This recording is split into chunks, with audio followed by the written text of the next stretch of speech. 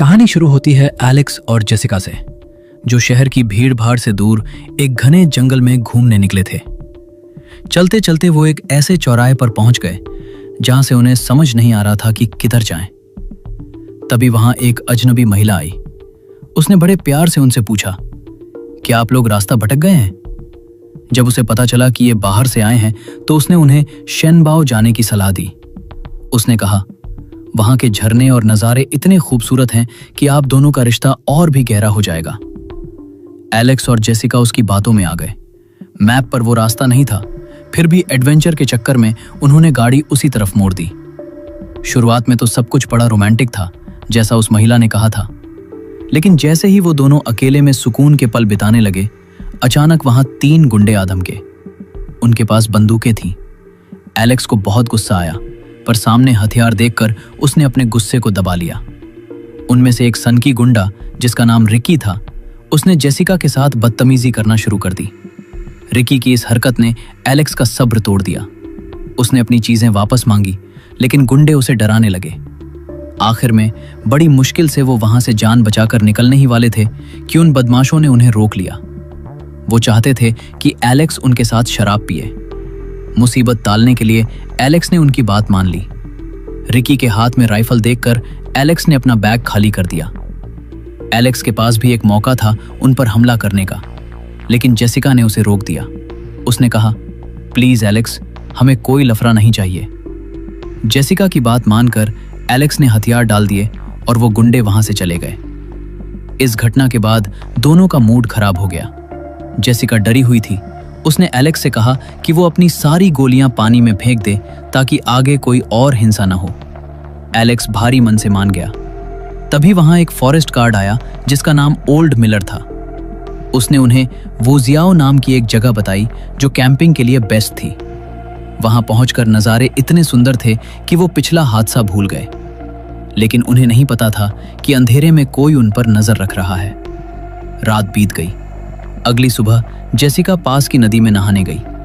नहाते वक्त उसे महसूस हुआ कि कोई उसे घूर रहा है। जैसे ही उसने पीछे मुड़कर देखा, वहां कोई नहीं था। वो घबराकर किनारे आई और कपड़े पहनने लगी। तभी अचानक वो अजनबी ठीक उसके पीछे खड़ा हो गया। जेसिका की चीख पूरे जंगल में गूंज उठी।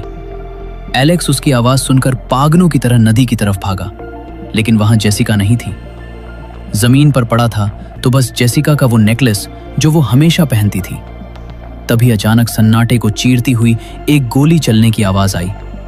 एलेक्स बिना सोचे समझे उस दिशा में भागा। हड़बड़ाहट में उसका पैर एक लकड़ी से टकराया और वो गिर पड़ा। एक नुकीली टहनी उसके हाथ के आर पार हो गई। दर्द से एलेक्स की चीख निकल गई, लेकिन उसने हिम्मत नहीं हारी और दांत पीसकर उस लकड़ी को बाहर निकाला। तभी उसे कुछ लोगों के बात करने की आवाज आई। झाड़ियों के पीछे से उसने देखा कि ये वही 2 बदमाश थे जिन्होंने उसे पहले लूटा था। सनकी रिकी के हाथ में अब भी जेसिका का तौलिया था। एलेक्स का खून खौल उठा। उसे समझ आ गया कि जेसिका इन दरिंदों के कब्जे में है। वो बिजली की फुर्ती से उन पर झपटा और एक डंडे से रिकी को जमीन पर पटक दिया। रिकी का साथी डरकर भाग गया, लेकिन रिकी जमीन पर पड़ा गिड़गिड़ाने लगा कि उसे नहीं पता जेसिका कहाँ है। उसे तो बस ये तौलिया मिला था। एलेक्स को रिकी की बातों पर रत्ती भर भी भरोसा नहीं था। उसने बंदूक रिकी के माथे पर सटा दी और चिल्लाकर कहा, सच उगल वरना तेरा सिर उड़ा दूंगा। रिकी मौत को सामने देखकर रोने लगा और रहम की भीख मांगने लगा। एलेक्स उसे छोड़ने ही वाला था कि तभी रिकी ने अपनी पीठ के पीछे छिपा खंजर निकाल लिया और एलेक्स को बातों में उलझाने लगा। अचानक रिकी ने एलेक्स पर हमला कर दिया और उसे नीचे गिरा दिया, लेकिन एलेक्स भी कच्चा खिलाड़ी नहीं था। उसने जोरदार हेडबट किया, जिससे रिकी का सिर चकरा गया और वो बेहोश हो गया। एलेक्स मदद मांगने के लिए वापस अपने कैंप की ओर भागा, लेकिन वहां पहुंचकर उसके होश उड़ गए। उनका सारा सामान चोरी हो चुका था। अब वो बिल्कुल अकेला और निहत्था था। थका हारा एलेक्स जख्म पर पट्टी बांधने के लिए एक पेड़ के नीचे रुका। तभी ऊपर से उसके कपड़ों पर लाल बूंदें गिरी। उसने ऊपर देखा तो एक मरा हुआ हिरण पेड़ से लटका था। वो डर के पीछे हटा और तभी उसका पैर एक शिकारी जाल में फंस गया। एलेक्स की किस्मत उसका साथ नहीं दे रही थी। जेसिका गायब थी और वो खुद अब एक लोहे के जाल में जकड़ा हुआ था। जब उसकी हिम्मत टूटने लगी तभी वहां वही अजनबी महिला फिर से आई। बेहोश होने से पहले एलेक्स ने बस अपना नाम सुना। जब एलेक्स की आंख खुली तो वो उस महिला के घर में था। उस महिला ने बताया कि उसका नाम अन्ना है और उसने उसके जख्मों का इलाज किया है। अन्ना ने जैसे ही पुलिस को फोन करने की बात की, दरवाजे पर जोरदार दस्तक हुई। दरवाजे पर हैंक्स खड़ा था, जो उन गुंडों का लीडर था। वो चिल्ला रहा था, अन्ना, वो लड़का कहाँ है जिसने रिकी का सिर फोड़ा है? मुझे उसका बदला लेना है। एलेक्स की सांसें अटक गईं। उसे लगा कि अब वो नहीं बचेगा, लेकिन अन्ना ने चालाकी से बहाना बनाया और गुंडों को वहां से भगा दिया। बाद में अन्ना एलेक्स के लिए दवा लेकर आई, लेकिन वो बार बार एलेक्स का नाम कुछ इस तरह ले रही थी जैसे वो उसे बरसों से जानती हो। एलेक्स को अब अन्ना की हमदर्दी पर शक होने लगा और उसे गुस्सा आने लगा कि ये औरत आखिर चाहती क्या है। एलेक्स को अब अन्ना पर शक हो गया था, क्योंकि उसने अभी तक अपना नाम उसे बताया ही नहीं था। फिर अन्ना उसे नाम से कैसे बुला रही थी? एलेक्स ने मौका देखकर अपनी दवाइयां गिरा दी और लंगड़ाते हुए फोन की तरफ भागा। तभी अन्ना ने अपना शरीफ होने का मुखौटा उतार फेंका और हथियार उठा लिया। हालांकि एलेक्स जख्मी होने के बाद भी उस पर भारी पड़ा। एलेक्स पुलिस को फोन करने पहुंचा, लेकिन वहां का फोन काट दिया गया था। गुस्से में उसने फोन पटक दिया। तभी उसकी नजर जमीन पर बिछे एक कंबल पर पड़ी। उसके नीचे एक गुप्त दरवाजा था। एलेक्स सीढ़ियों से नीचे तहखाने में गया, जहां का नजारा देखकर उसकी रूह कांप गई। वहां कांच के जारों में अनबॉर्न बेबीज रखे हुए थे।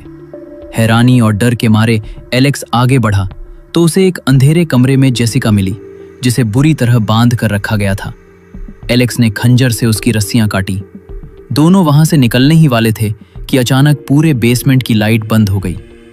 एलेक्स ने जैसे तैसे जेसिका को वहां से बाहर निकाला, लेकिन खुद वहीं फंस गया। वहां मार्क नाम का एक सनकी आदमी आ गया, जिसने जख्मी एलेक्स को पीट पीट कर बेहोश कर दिया। जेसिका अपनी जान बचाकर जंगल की ओर भागी। मार्क हंसिया लेकर उसके पीछे पड़ा था। भागते भागते जेसिका को वही फॉरेस्ट गार्ड ओल्ड मिलर मिल गया। उसे देखकर जेसिका को लगा कि अब वो सुरक्षित है, लेकिन तभी वहां मार्क भी पहुंच गया। जेसिका ये देखकर दंग रह गई कि ओल्ड मिलर ने मार्क को पकड़ने के बजाय उसे डांटा कि तूने इसे भागने कैसे दिया। वो बूढ़ा गार्ड और वो सन की कातिल सब मिले हुए थे। इससे पहले कि जेसिका कुछ समझ पाती, ओल्ड मिलर ने उसे लाठी से मारकर बेहोश कर दिया। जब जेसिका को होश आया तो उसने खुद को एक अजीबोगरीब शादी के मंडप में पाया। उसका दूल्हा कोई और नहीं बल्कि बंधा हुआ एलेक्स था। असल में ओल्ड मिलर, अन्ना और मार्क एक कट्टर और विकृत पंथ के सदस्य थे। उन्होंने उस रात एलेक्स और जेसिका को टेंट में करीब आते देख लिया था, जिसे वो अपने धर्म के खिलाफ पाप मानते थे। उनका मानना था कि इन दोनों को शुद्ध करने के लिए इनकी शादी कराना जरूरी है। अन्ना ने जेसिका को अपनी कहानी सुनाई। वो कभी मां नहीं बन पाई थी। उसके सारे बच्चे गर्भ में ही मर जाते थे। अब ये पागल जोड़ा चाहता था कि जेसिका उनके लिए बच्चा पैदा करे। जेसिका के लिए ये सब किसी डरावने सपने जैसा था। अन्ना ने उसे जबरदस्ती नशीली दवा दे दी। जब एलेक्स को वहां लाया गया तो जेसिका बेहोश टेबल से बंधी हुई थी। अन्ना की बातें सुनकर एलेक्स पागलों की तरह हंसने लगा। उसे समझ आ गया था कि ये लोग पूरी तरह मानसिक बीमार हैं। लेकिन एलेक्स हार मानने वालों में से नहीं था। उसने ठान लिया था कि वो इन दरिंदों को अपने साथ ये घिनौना खेल नहीं खेलने देगा। एलेक्स अच्छी तरह जानता था कि अगर जेसिका प्रेग्नेंट हो गई तो ये लोग उसे मार देंगे, और अगर बच्चा पैदा हुआ तो वो बच्चा भी इन दरिंदों के हाथों में पलकर एक शैतान बनेगा। उसने ठान लिया था कि वो ऐसा कभी नहीं होने देगा।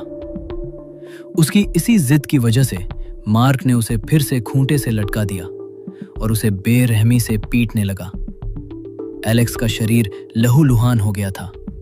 उसकी चमड़ी फट चुकी थी, लेकिन मार्क का दिल नहीं पसीजा। उसने जख्मों पर शराब उड़ेल दी ताकि दर्द और बढ़ जाए। दूसरी तरफ अन्ना ने जेसिका को डराने के लिए उसकी उंगली का एक हिस्सा काट दिया। जेसिका दर्द के मारे बेहोश होने वाली थी। एलेक्स अंदर से टूट रहा था। उसे लगा कि शायद अब सरेंडर करना ही एकमात्र रास्ता है। पर उसका मन कह रहा था कि वे जरूर बच निकलेंगे। अगली सुबह जब ओल्ड मिलर काम देखने आया और उसे अधूरा पाया तो वो गुस्से से पागल हो गया। तभी उसके वॉकी टॉकी की घंटी बजी। एलेक्स ने मौका देखा और पूरी ताकत लगाकर मदद के लिए चिल्लाया। गुंडे डर गए। एन्ना ने तुरंत जेसिका का मुंह दबाया और मार्क एलेक्स को घसीटकर बाहर ले गया। पता चला कि शहर में एलेक्स और जेसिका के घरवाले बहुत परेशान थे और पुलिस एक्टिव हो चुकी थी। फॉरेस्ट चौकी ने ओल्ड मिलर को ही उन्हें ढूंढने का काम सौंपा था। सोचिए, शिकारी ही रक्षक बना बैठा था। तभी वहां हैंक्स को खबर मिली कि दोनों के माता पिता ने जानकारी देने वाले को $1,00,000 का इनाम देने का वादा किया है। यह सुनकर हैंक्स की आंखों में चमक आ गई। अब बात सिर्फ पाप पुण्य की नहीं बल्कि बड़े पैसे की भी थी। एन्ना ने एलेक्स को डराने के लिए उसे गर्म लोहे की रॉड से दागा। दर्द की असहनीय चीखें गूंज उठीं। फिर भी एलेक्स ने उन्हें ताना मारा, तुम दोनों कभी माँ बाप बनने के लायक ही नहीं हो। यह सुनकर एन्ना का मानसिक संतुलन बिगड़ गया। वो चीखने लगी और एलेक्स के जख्मों पर वार करने लगी। उसने धमकी दी, अगर तुमने मेरी बात नहीं मानी तो मैं जेसिका को मार्क के हवाले कर दूंगी। मुझे बस एक बच्चा चाहिए, चाहे वो जेसिका की लाश से ही क्यों न मिले। जेसिका को खतरे में देख एलेक्स आखिरकार टूट गया और उसने उनकी बात मानने के लिए हाँ कर दी। जैसे ही एलेक्स ने हार मानी, जेसिका पागलों की तरह हंसने लगी। उसकी हंसी में एक अजीब सा दर्द और नफरत थी। एन्ना को लगा कि जेसिका उसका मजाक उड़ा रही है। वो उसे जान से मारने के लिए झपटी, लेकिन ओल्ड मिलर ने उसे रोक लिया, क्योंकि जेसिका के बिना उनका बच्चा पाने का सपना अधूरा रह जाता। उसने एन्ना को समझाया कि अभी और भी रास्ते बाकी हैं। तभी झोपड़ी के बाहर हलचल हुई। वो दो बदमाश हैंक्स और उसका साथी टोनी इनाम के लालच में यहां तक पहुंच गए थे। उन्हें पक्का यकीन था कि एलेक्स और जेसिका यहीं कैद हैं। जैसे ही सब बाहर देखने भागे, एलेक्स ने अपनी हिम्मत जुटाई, नीचे गिरा और जमीन पर पड़े एक चाकू से अपनी रस्सियां काटने की कोशिश करने लगा। तभी टोनी को बेसमेंट का दरवाजा मिल गया। जैसे ही उसने अंदर झांका, एलेक्स मदद के लिए चिल्लाया।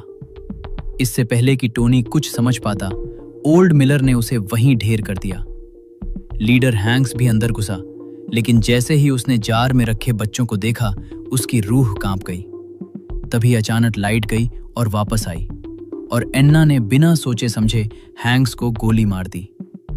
अब ओल्ड मिलर समझ गया था कि इनाम की खबर जंगल में आग की तरह फैल चुकी है और अब यहां और भी लोग आएंगे। जब ओल्ड मिलर और एन्ना लाशों को ठिकाने लगाने में बिजी थे, एलेक्स ने चुपके से अपनी रस्सियां काट ली। जैसे ही ओल्ड मिलर पास आया, एलेक्स शिकारी से शिकारी बन गया। उसने बिजली की फुर्ती से ओल्ड मिलर की गर्दन पर वार किया और फिर उसकी शॉटगन छीनकर सीधा उसके सिर में गोली उतार दी। एन्ना जब तक बेसमेंट में पहुंचती, उसका पति दम तोड़ चुका था।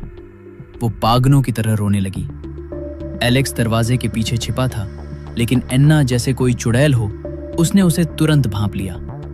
एक जबरदस्त हाथापाई हुई, जहां जेसिका ने भी बीच में पड़ने की कोशिश की, पर एन्ना ने उसे फावड़े से मारकर गिरा दिया। आखिर में एलेक्स और जेसिका ने मिलकर एन्ना को काबू किया और वहां से भागने की कोशिश की। एलेक्स का पैर बुरी तरह जख्मी था। वो ज्यादा दूर नहीं चल पाया। उसने जेसिका से कहा, ऊपर जाओ और कोई फोन ढूंढो। जेसिका ऊपर कमरे में पहुंची और उसे फोन मिल भी गया। उसने पुलिस को फोन लगाया। उधर ड्यूटी पर तैनात ऑफिसर ने फोन उठाया ही था कि तभी सन की मार्क खिड़की से अंदर कूदा और जेसिका पर पागल कुत्ते की तरह टूट पड़ा। हाथापाई में फोन टूट गया। मार्क ने जेसिका का गला दबाना शुरू कर दिया। मौत बिल्कुल करीब थी। तभी बिस्तर के पास लटके एक पीतल के क्रॉस से मार्क की आंख पर वार हुआ। मार्क दर्द से तड़प उठा और जेसिका भागते हुए बेसमेंट की तरफ आई।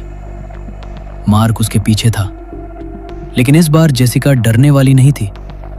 उसने गजब की बहादुरी दिखाई और मार्क को चकमा देकर बेसमेंट के भारी भरकम अलमारी के नीचे दबा दिया।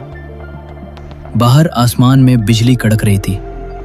जेसिका ने पास पड़ी शराब की बोतल उठाई, छत पर चढ़ी और एक लाइटर जलाया।